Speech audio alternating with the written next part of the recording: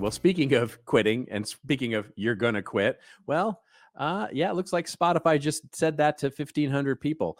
The headline here from Morning Brew says Spotify lays off 1 in 6 employees. The platform is transitioning from a growth mindset to a profitability push. Yeah, that's what the kids call it these days. Anyway, the article opens up by saying days after virtually placing you in a random college town based on your listening habits, Spotify struck a somber note by saying it will let go 1,500 employees. CEO Daniel Ek announced yesterday that the company is cutting 17% of its workforce in order to hit financial targets. And basically, Ek cited the need to right size costs amid an economic slowdown. So the article goes on. What do you think? Um, I I think that every one of these companies are using the right. We talk about right sizing all the time. Like with New York Times, how the New York Times right sized them.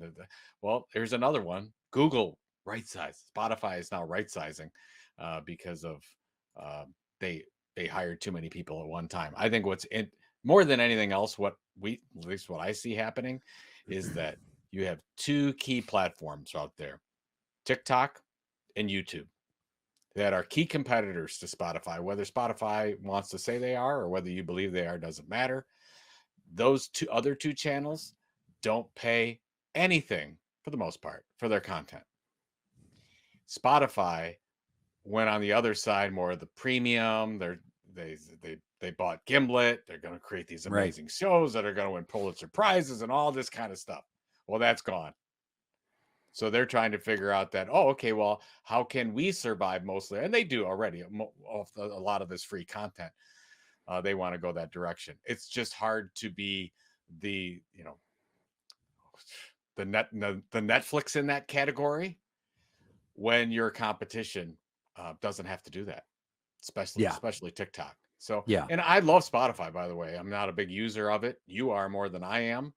I think that they're going to be a player for a long, long period of time, but I think that they got it wrong or didn't see the other train coming down the track when it comes to, wow, you don't have to spend money on content acquisition anymore. So they're trying to say, oh, take that out of the budget, and Yeah. with that goes 1,500 people.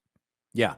Well, I think just to your point, to me, uh, this was always coming, right?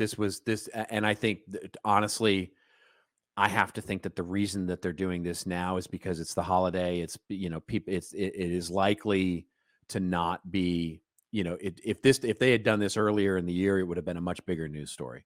Um, Yeah. and I think this was all, with the number of acquisitions. The article brings up the fact that it was part of a hiring spree during the pandemic. Yeah, maybe. I think it's more to your point about the acquisitions. They've made a lot of acquisitions over the past couple of years, and those acquisitions, usually take time to merge. We're seeing a very similar thing right now happen with VMware, right? VMware and Broadcom. That merger has been around for a long time. I mean, but literally in the last 2 months is when the transaction finally happened, Actually and now we're happening. Yeah. yeah, and then we're starting to see the layoffs because of the double. Basically them being able to say, hey, listen, where do we doubled up? Where do we not have, where we have surplus people and all those kinds of things? And with their acquisitions of all these different products, including Gimlet Media, you're starting to see them say, there's a lot of, we just have too many. I mean, that's the whole point of an acquisition, is that you're making more efficient the businesses that you're putting together. And so this was always going to happen. And it looks like, and I think Daniel Ek is a very thoughtful manager when it comes to these things. I think they're basically saying, let's do this once.